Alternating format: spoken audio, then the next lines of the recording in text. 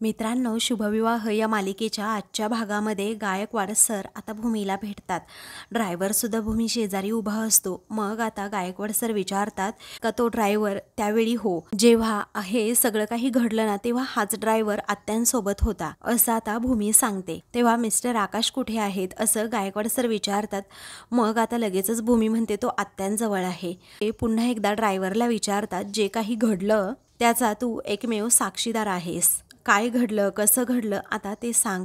तेव्हा ड्रायव्हर सांगू लागतो आम्ही मॅडमच्या कामानिमित्त चाललो होतो आणि अचानक आमच्या गाडीच्या समोर एक बाईकवाला असा पडलेला होता, म्हणून मी लगेचच करकचून असा ब्रेक लावला आणि त्याची मदत करायला लगेचच खाली सुद्धा उतरलो आणि मग नंतर त्याची मी मदत करत होतो। तेवढ्यातच मॅडमच्या ओरडण्याचा आवाज सुद्धा आला। इकडे त्याची बाईक वगैरे उचलून देत होतो तर दुसरी बाईक आली आणि त्याच्यावर दोघे जण होते आणि त्यांनी लगेचच मॅडमच्या हातात असणारी हँडबॅग चोरली आणि मॅडमनी सुद्धा अगदी गाडीतून खाली उतरून त्यांचा सामना सुद्धा केला। पण ते मॅडमवरती अगदी भारीच पडले, कारण त्यातल्या एकाने मॅडमच्या डोक्यावरतीच हेल्मेट मारलं आणि दुसऱ्याने मॅडमच्या हातावरती चाकूनेच वार केला। तेव्हा आता लगेचच भूमी रागात विचारते तू नाही काही केलंस का मग?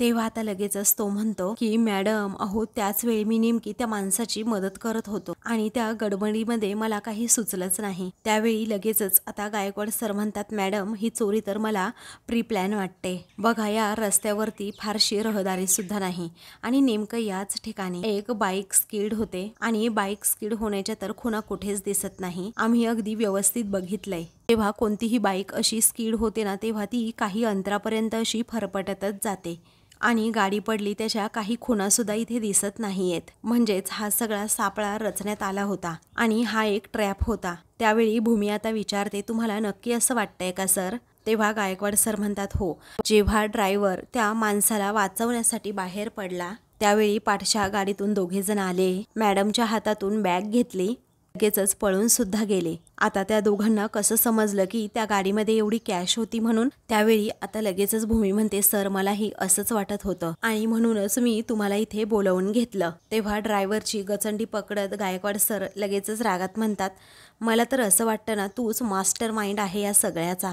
तेव्हा ड्रायव्हर लगेचच म्हणतो की नाही सर, अहो मी असं काही नाही केलेलं। त्यावेळी सर म्हणतात अरे सगळे चोर ना असंच म्हणतात, आता तुझ्या घशात हात घालून खरं काय ते ना मी बाहेर काढेन, समजलं? आता हवलदार घ्या याला ताब्यात असं म्हणून लगेचच ड्रायव्हरला सुद्धा ताब्यात घेतात। पटापट याला घ्या ताब्यात असं आता गायकवाड सर म्हणतात। त्यावेळी आता तो लगेचच म्हणू लागतो की नाही हो साहेब, माझा याच्याशी काही म्हणजे काहीही संबंध नाहीये, मी खरं सांगतोय तुम्हाला। अहो मला तर खरंच माहीत सुद्धा नव्हतं त्या बॅगमध्ये एवढी कॅश होती म्हणून। तुम्हाला जर असं वाटत असेल ना तर तुम्ही आकाश सर आणि रागिनी मॅडमला सुद्धा विचारा। तेव्हा लगेचच गायकवाड विचारतात की तुला काय वाटतंय हे सगळं रागिनी मॅडमने केलं? मग आता रागिनी मॅडम तरी असं का करतील असं आता लगेचच तो विचारतो। तेव्हा गायकवाड सर विचारतात त्या दोघा चोरांचा चेहरा तू पाहिला होतास का? मग आता ड्रायव्हर म्हणतो नाही हो, त्या दोघांनीही हेल्मेट घातलं होतं आणि चेहऱ्यावरती मास्क होता त्यांचे डोळे मात्र दिसत होते। तेव्हा त्यांच्या गाडीचा नंबर लक्षात आहे का असं सर विचारतात। मग आता तो लगेचच म्हणतो नाही, त्यांची नंबर प्लेट ना ब्लँक होती। तेव्हा भूमी विचारते काय, नंबर प्लेट ब्लँक होती? तेव्हा आता तो हो असं म्हणतो। मग आता भूमी लगेचच म्हणते सर याचा अर्थ काय होतो की ते ठरवूनच चोरी करायला आले होते, त्यांना आधीपासूनच कॅशबद्दल माहीत होतं। तेव्हा सर ड्रायव्हरला पुन्हा विचारतात मला सांग, तू जेव्हा गाडीतून खाली उतरलास त्या माणसाला वाचवण्यासाठी त्याचा चेहरा पाहिला होता का? तेव्हा ड्रायव्हर म्हणतो हो सर, मला त्याचा चेहरा चांगलाच आठवतोय। त्यावेळी आता सर म्हणतात की हवलदार याला घेऊन जा, आपल्या स्केच आर्टिस्टला लगेच बोलवून घ्या, याने वर्णन केल्याप्रमाणे लगेचच स्केच सुद्धा काढून घ्या, बाजूला चौकशी करा, ते स्केच दाखवा, बाईकवरून कुणी बॅग घेऊन पळाला होता का? हवलदार लगेचच आता ड्रायव्हरला तेथून घेऊन जातात। लगेचच भूमी सरांना सांगते ही चोरी जर प्री प्लॅन होती तर हे सगळं काही आत्यानेच घडवून आणलंय असं मला वाटतंय सर। तेव्हा सर म्हणतात हो ना, मलाही हे सगळं ना संशयास्पद वाटतंय, त्यांची ही चौकशी आपल्याला करावीच लागेल। इकडे आकाश आणि रागिनी दोघेही हॉस्पिटलमध्ये असतात। तेव्हा आत्याला लगेचच तो म्हणतो आत्या हे घे आणि सर्व ज्यूस संपवायचा आहे हा। तेव्हा आत्या नाटकी करत म्हणते नको नको बाळा, अरे तू माझी एवढी सेवा करू नकोस, आधीच एकतर माझ्यामुळे असं म्हणून ती रडू लागते. तेव्हा आकाश म्हणतो तुझ्यामुळे काहीही झालेलं नाहीये, आता मलाच सगळ्याचा गिल्ट येतोय. मी ना तुला पाठवायलाच नको होतं. मग मनातच रागिनी विचार करते, अरे बाबा तू मला जर पाठवलं नसतं तर माझं काम तरी कसं झालं असतं. असं म्हणून आता मोठ्यानेच ती म्हणते, नाही रे आकाश, पण खूप मोठं नुकसान झालं रे. तेव्हा लगेचच आता आकाश म्हणतो जाऊ दे, होऊ दे नुकसान, पण तू घे बरं थोडासा ज्यूस. तेवढ्यातच भूमी आता तिथे येते आणि लगेचच विचारते, आत्या कसं वाटतंय तुम्हाला आता. त्यावेळी आता आकाश म्हणतो की आत्ताच डॉक्टर येऊन गेले, म्हणाले की तासाभरात डिस्चार्ज मिळून जाईल म्हणून. मग आता आत्या तू हे पिणार आहेस का ज्यूस, असं लगेचच आकाश विचारतो. त्यावेळी ती म्हणते नको बाळा, अरे नको. मग आता लगेचच भूमीकडे ते ज्यूसचा ग्लास देत आकाश तिथे ठेवायला सांगतो. तेव्हा सर पुढे काही ब्रेक थ्रू मिळाला का असं आकाश विचारतो. तेव्हा लगेचच आता सर म्हणतात, हो तपास तर सुरूच आहे रागिनी मॅडम, आणि तुमचं स्टेटमेंट आम्हाला घ्यावं लागेल, कारण काय घडलं कसं घडलं हे ड्रायव्हरकडून समजलंच आहे आणि त्याच्याकडून अजून माहिती आम्ही घेतलीच आहे. गाडीच्या समोर येऊन जो माणूस आडवा झाला होता एक्झॅक्ट त्याचं स्केच बनवण्याचा आम्ही आता प्रयत्न करतोय. तेव्हा रागिनी जरा घाबरते. एकूण ही सगळी घटना पाहता सगळं काही प्री प्लॅन आहे असं आम्हाला वाटतं. हे ऐकून आकाशला धक्का बसतो. तेव्हा लगेचच रागिनी विचारते काय. आता ती जरा घाबरते. त्यावेळी आकाश विचारतो काय, ही चोरी अशी ठरवून केली होती. मग आता लगेचच सर म्हणतात, हो मला सांगा मॅडम सोडून अजून कुणाला माहित होतं का की त्या कॅश घेऊन जाणार आहेत म्हणून. तेव्हा आकाश म्हणतो नाही, कुणालाच माहित नव्हतं, कारण निघायच्या तासभर अगोदरच ठरलं होतं की कॅश घेऊन जायची, आणि काल रात्रीपर्यंत मला एकट्यालाच माहित होतं की कॅश लागणार आहे म्हणून, आणि सकाळपर्यंत तर मी कुणालाच सांगितलं पण नव्हतं. तेव्हा रागिनी पण म्हणते की एवढ्या कमी वेळामध्ये कुणी असं प्लॅन करणं शक्यच नाही. तेव्हा लगेचच भूमी मनात विचार करते काहीतरी गोंधळ आहे, कारण प्रत्येक गोष्ट मनात असणारा आत्यांबद्दलचा संशय अजूनच घट्ट करतीये. बाहेरचं कुणालाही माहीत नव्हतं हे मान्य केलं ना, तरी घरातलं कुणाकडून तरी आत्याला घरातल्या घरात अगदी कळूच शकतं कॅशबद्दल, आणि यांनीच सगळं प्लॅन करून ठेवलं असणार स्वतःच्या हिशोबामध्ये. तेव्हा सर विचारतात, मिस्टर आकाश तुमचा कुणावर संशय आहे का. तेव्हा आकाश म्हणतो नाही.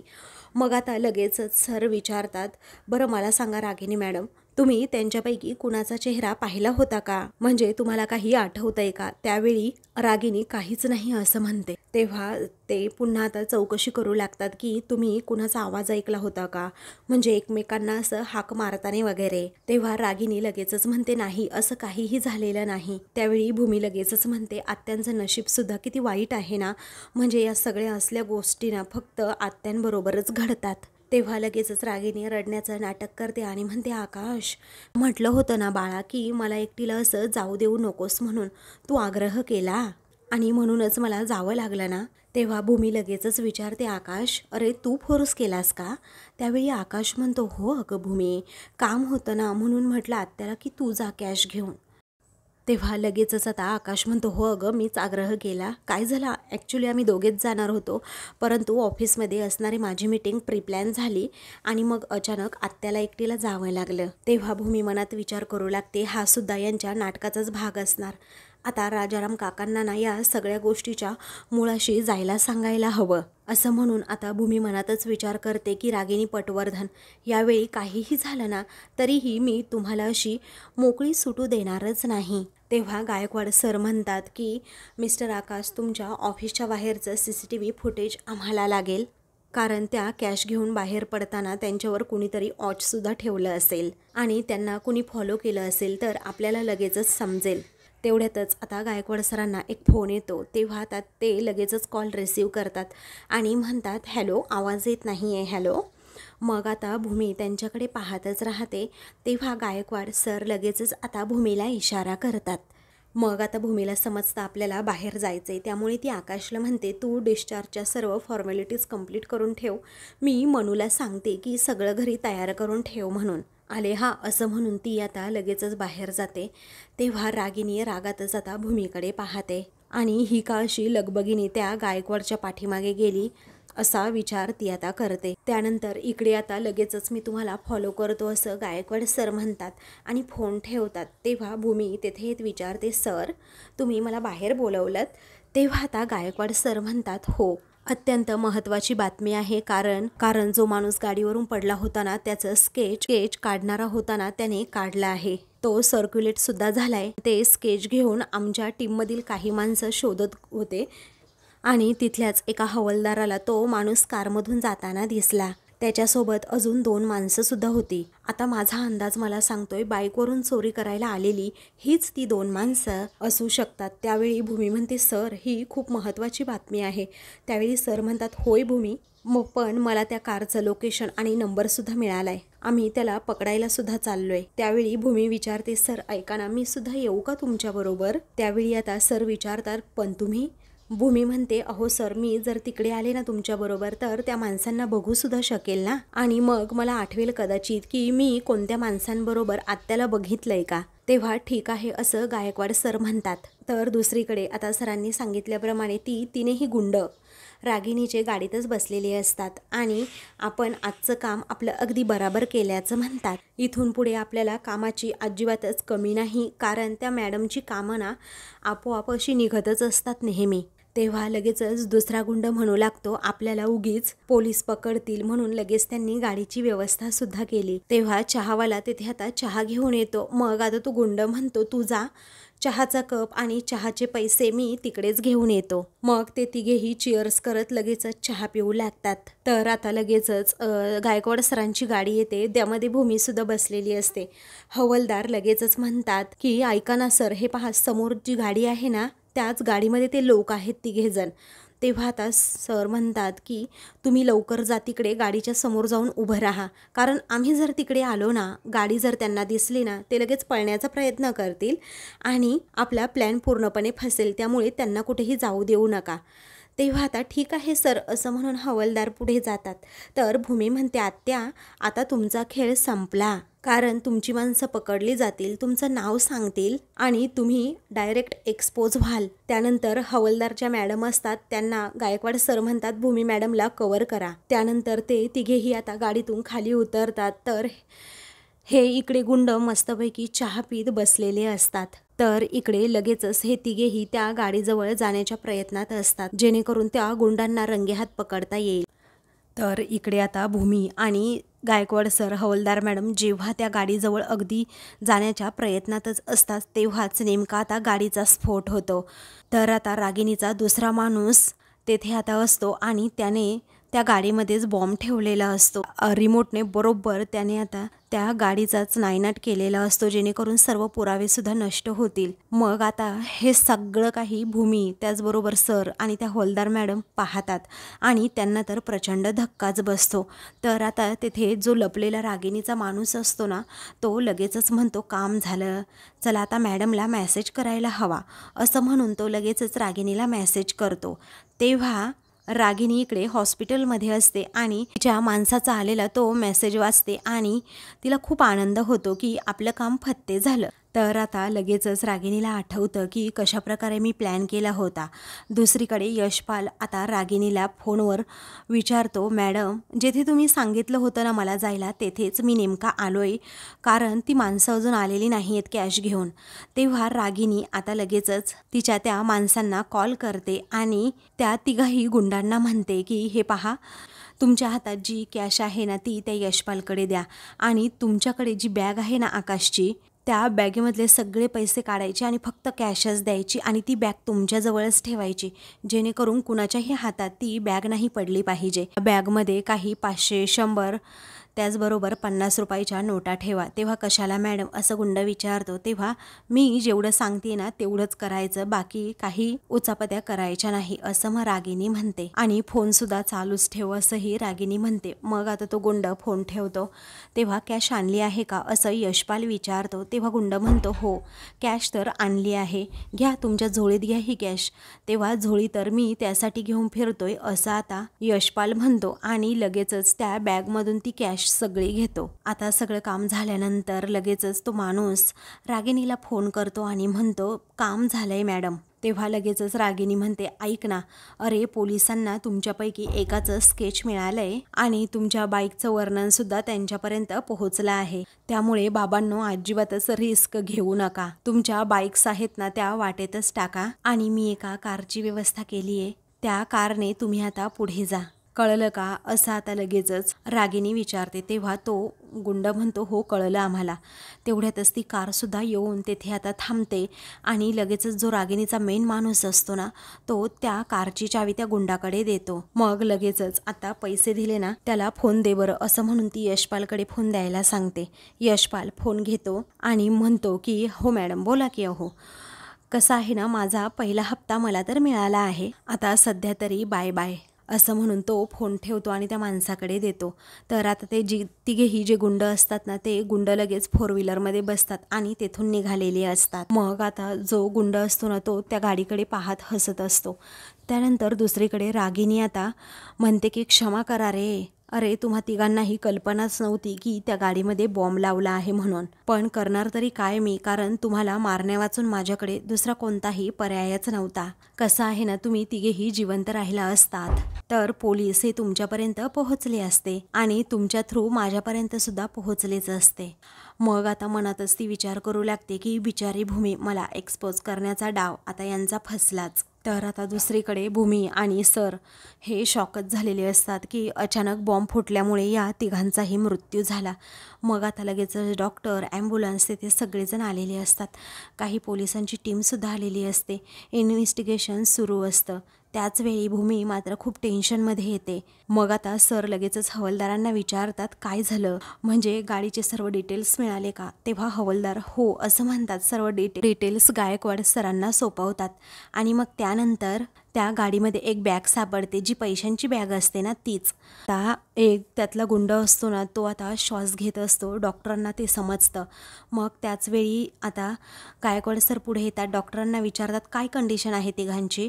त्यावेळी डॉक्टर सांगू लागतात दोघांची जागेवरच डेथ झाली आणि हा तिसरा आहे ना, तो श्वास तर घेतोय आता, पण वाचणं ना खूप कठीण आहे. तेव्हा गायकवाड सर म्हणतात नाही, तो ना वाचला पाहिजे, चला पटकन प्लीज चला, असं म्हणून ते स्वतः आता त्या गुंडाजवळ जातात. तर त्याचा चेहरा पूर्णपणे रक्ताने माखलेला असतो. तेव्हा भूमी म्हणते, दादा तुम्हाला काहीच होणार नाही, आम्ही तुम्हाला नक्की वाचवू, तुमच्यावर चांगल्या प्रकारे उपचार करू, तुम्हाला काहीच होणार नाही, फक्त ही चोरी तुम्ही कुणाच्या सांगण्यावरनं केली ना, एवढंच आम्हाला सांगा, फक्त बोला ना दादा प्लीज, असं भूमी तळमळीने विचारत असते.